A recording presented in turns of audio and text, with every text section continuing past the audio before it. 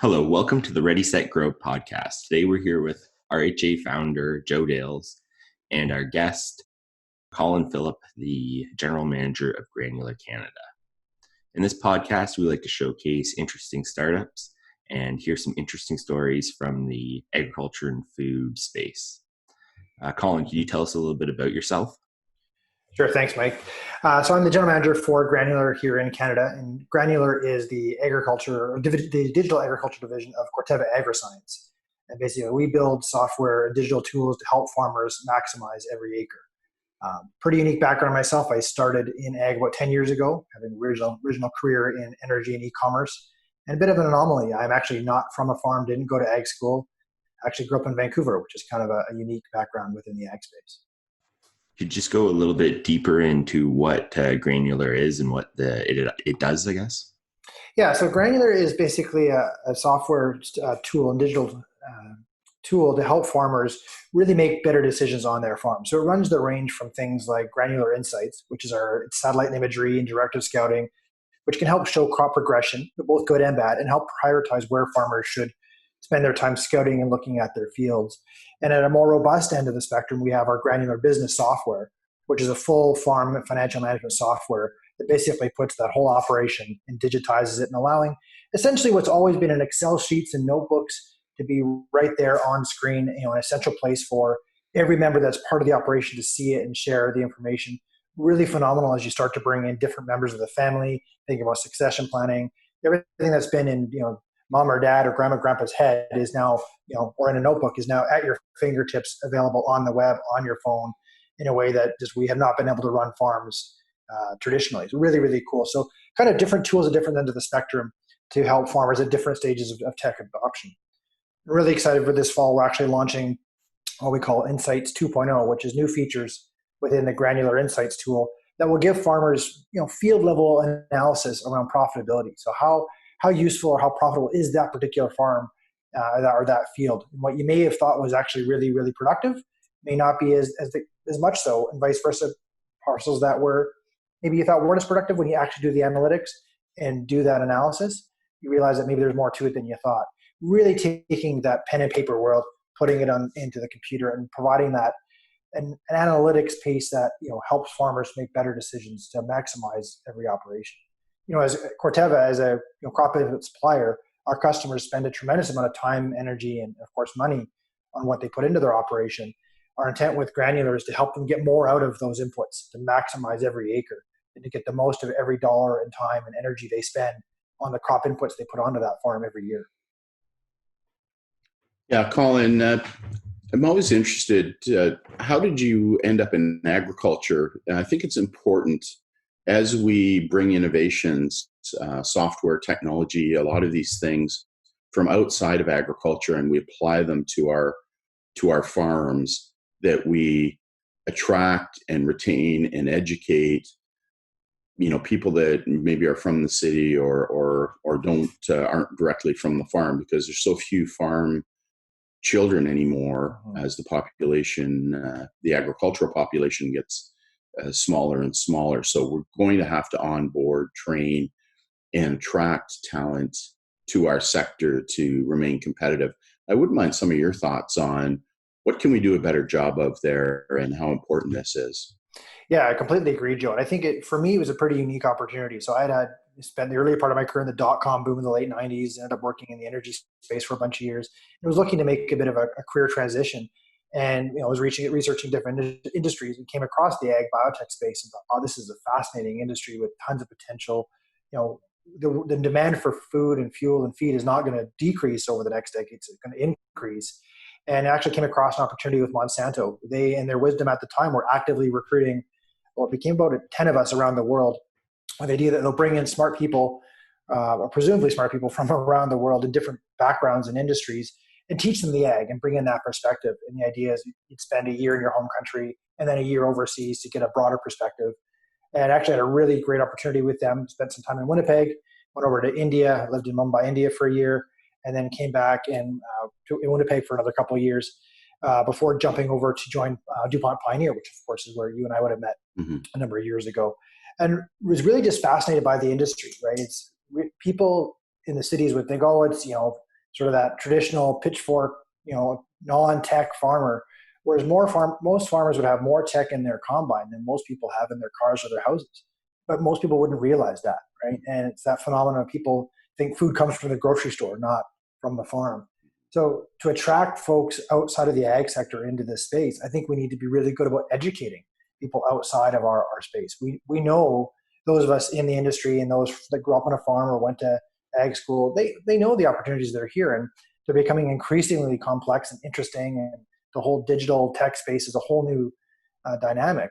But what most Canadians wouldn't realize is just how big agriculture is within our economy. I think they'd be astounded to know it's one of the top 2 or 3 industries within our overall GDP. Mm-hmm. So I think it's on us as an industry to educate folks outside of the space as to how big the industry is, the kind of work that's involved. And it's not necessarily what people would picture of being on the farm and working the fields necessarily. There's a ton of work and employment around that, everything from the work we do in the software space in Granular to sales and marketing, research, production.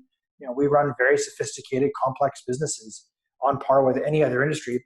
But I think that's lost on most folks that are outside the space. Yeah, I agree. So you jumped over from Corteva, from the Pioneer Hybrid DuPont side to Granular, and we've had this discussion before. What excites you about the potential of data analytics and helping the farmer uncover some of those insights to be more productive and profitable? Yeah, absolutely. So it's been kind of neat. So I've basically had over the last decade the opportunity to work for 2 of the biggest crop and seed chemical crop input companies essentially. And when the opportunity came up to lead and establish Granular's footprint, really accelerate it here in Canada, it kind of was full circle. Brought me back to the early part of my career in the dot-com tech boom. But what I find really fascinating is the opportunity to help farmers really get the most out of everything they put into that farm. So we sell, seed and crop protection, all those things that farmers need to plant a crop every year. Digital tools can help them do more with that. And I love Tyler Whale's comment in the podcast you did with him that farmers are bleeding in data, and I'd suggest they're drowning in data. They have a ton of it. But what really no one has really figured out the silver bullet for most farmers as to how to really interpret that data and make sense of that data. And when I looked at the work we were doing with Granular, to me, it's a tool that helps take that data, make sense of it, and provide it back to the customer in a way that they can make useful decisions. So what is that? It's one thing to say, here's an image of your farm with satellite algorithms, but what does it mean? What do you do with it? And the kinds of tools that we're being able to offer where it can prioritize where you should scout. If you've got a big operation, you can't cover all that ground effectively. If we know that this is the spot you should prioritize to catch an issue, or what most people don't even think about is it's not always about fixing the problem spot. It's, hey, this area is really outperforming. What do we do to keep boosting it to get even more out of it? Right? We try and think about fixing the poor spots. There's as much opportunity to say, how do we accelerate this corner of the field that's doing really, really well, or protect it to maintain that rapid growth.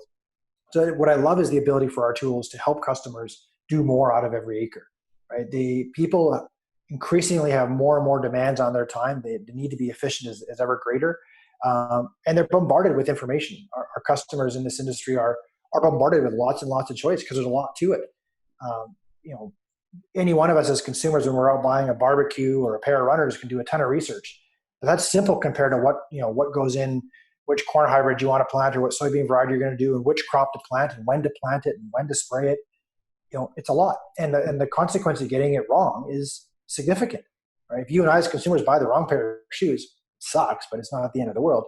You buy the wrong crop type, plant at the wrong time, spray at the wrong time, it can be very catastrophic. And our digital tools are a way to help customers make better decisions, make informed decisions. It's not to replace their own decision making. It's to give them a tool that helps them and their advisors. It's another voice at that table saying, hey, did you think about this? Right? What about this farm? What about this field? What about this area?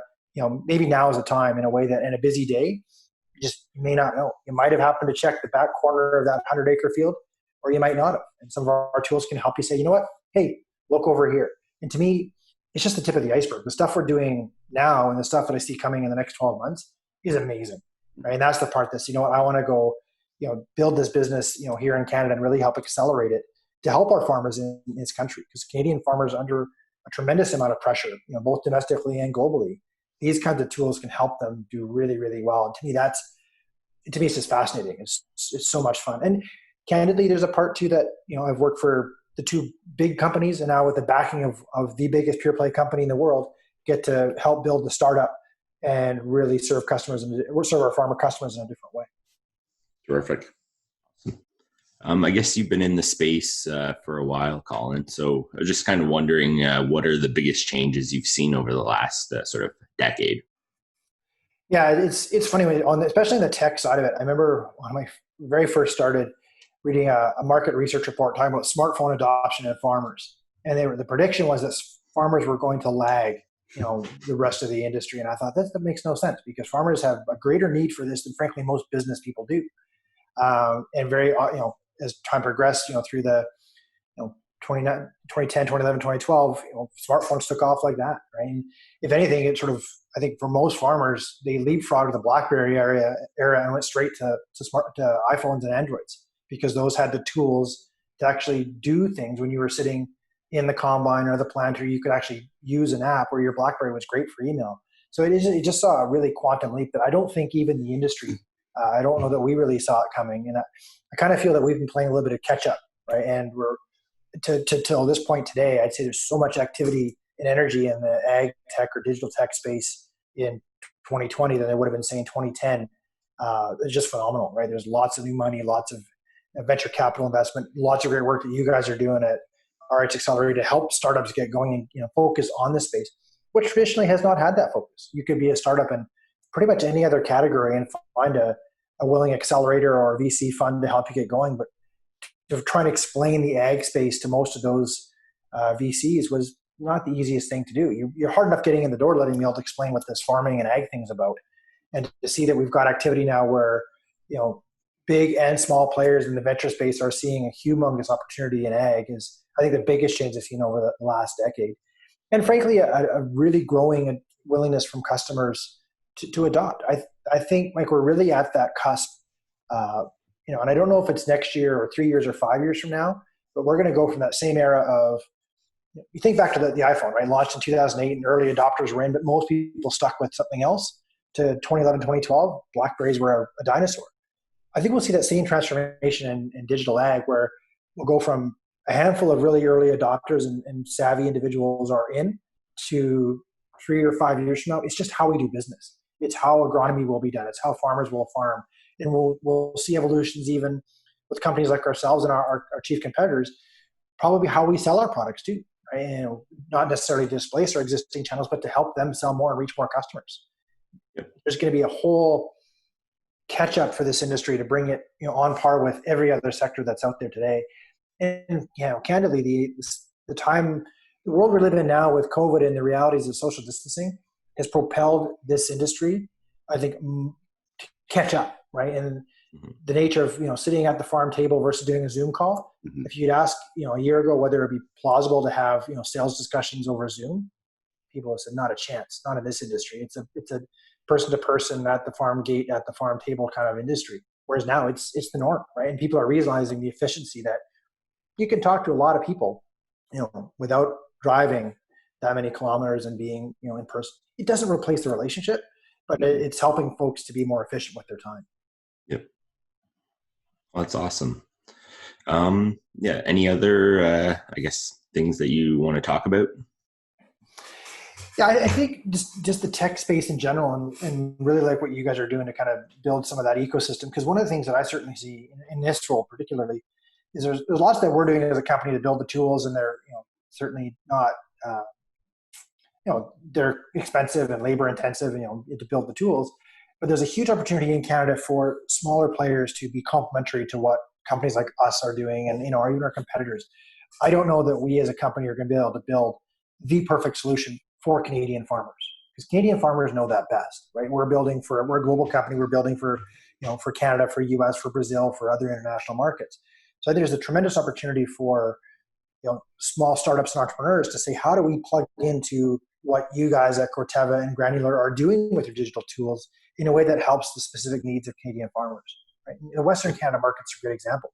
Canola is a huge crop type for Canada. but really not that relevant to a lot of other geographies around the world. So to make some of these tools work robustly for things like canola and Western Canadian farmers, we're going to look to entrepreneurs in those markets to say, how do we build the technology that plugs into what you're already doing that meets this niche? Because there's always going to be a niche that's kind of a subset of what makes sense for, as a company, we're looking at the US or Brazil, and Canada is our third biggest market, but we're still 10% of the US, right? Mm-hmm. So it's how do you prioritize that niche relative to the bigger opportunities of the bigger geographies? And I see tremendous opportunity. I love your guys' perspective on what you're seeing for some of those entrepreneurs domestically to plug into the space and be complementary, not necessarily competitive to what some of companies like Granular and others are doing. I guess what areas do you think are sort of lacking right now? I think there's some of the spaces like the grain cart and grain measuring space. Handling a crop like canola is a different animal than handling a crop like corn, right? So our tools are built very well for corn and soybeans, right, and work really well, especially in the U.S. Corn Belt and in Eastern Canada, and to a lesser extent in other geographies. And we're building those tools. We'll see more of those tools come out later this year. So it's not that they won't work; it's just they're not there today. I think there's some of that nuance to, what's the reality of a Western Canadian grain handler. You look at the U.S., right? There's tools like Bushel that integrate with the elevators, right? Tools like that for Canada would be phenomenal, where you could plug in directly with your local Viterra elevator or JRI elevator or ADM, whoever it might be, right? And provide real-time information and use that information to make different decisions and automate some of your process will be phenomenal, right? And some of those things exist in the U.S. We're looking at how do we build them for Canada, but there's always that, do you build it or buy it, right? And there's things we can do to build internally, and there's things that we can look to buy in this market. And I think that's where I'd see opportunities. Yeah, that's great. No, we really appreciate your feedback. And it's hard to do everything well for everyone. So I think there's a lot of opportunities for small players to complement, as you say, and look forward to, trying to integrate with Granular. Corteva and Granular are one of the great leaders in this drive for innovation. So congrats on all your progress, and thanks for sharing with us today. Well, thank you guys. I appreciate the time. It's an exciting space, and it's an exciting time to be in this space. So I think I think of what the future looks like. A year from now is going to be a quantumly different picture. Another decade out from now, I don't think we'll even recognize this industry when we get up to 2030 and beyond. Mm-hmm. Is there a way that our listeners can connect with you online, Collin? Yeah, pretty easy to find. Email is collinphillip@granular.ag. I'm happy to reach out directly or via LinkedIn. Awesome. I just wanted to thank everyone for listening, and thanks again, Collin, for joining us. It's really great and interesting to learn about everything that Granular is doing and a little bit about your background as well. So, thanks again. Awesome. Thanks, guys.